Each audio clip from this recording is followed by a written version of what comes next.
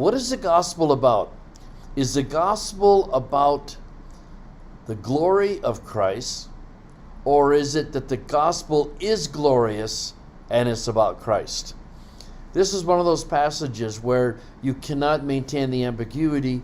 You have to translate the genitive one way or the other. Let's take a look at it.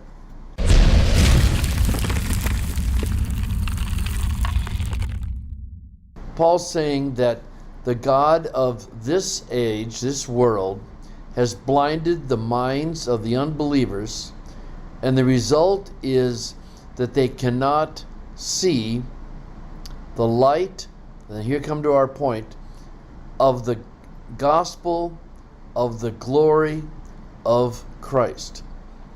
Now that's a very safe way to translate, and just translating the genitive, tes doxes, as a just straight genitive, is the gospel that is about the glory of Christ. And you have to ask yourself, is that how Paul would describe the gospel, that the gospel is about the glory of Christ? But you notice over here in the Net Bible, they have a different translation, the light of the glorious gospel. And you're like, wait a minute, doxes is the noun. Why are they translating as an adjective? Well, this is called an Hebraic genitive.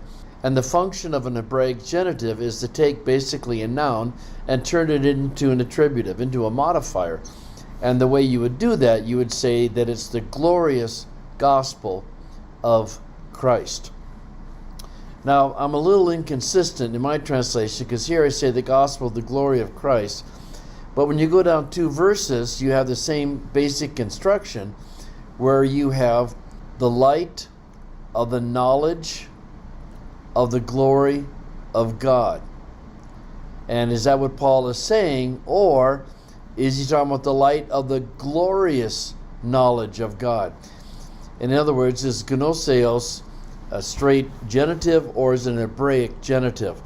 Now you notice I've been inconsistent here, which is wrong. I need to fix that. Everyone else, though, has been consistent.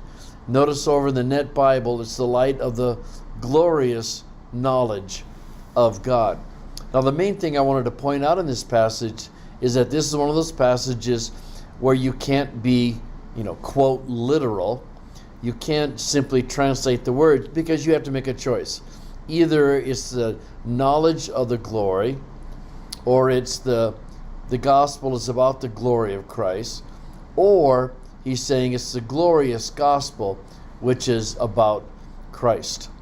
I am more inclined to think that the gospel is not as much about glory as it is about the person of Jesus Christ. And for that reason, I think I would translate doxes as an Hebraic genitive. It's the glorious gospel of Christ.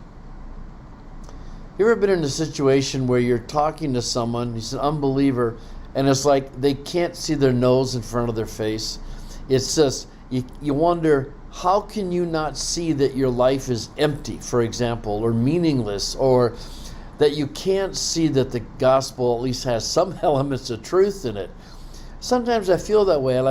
I don't think you're a dumb person, but I don't know, how can you not see that your life is meaningless?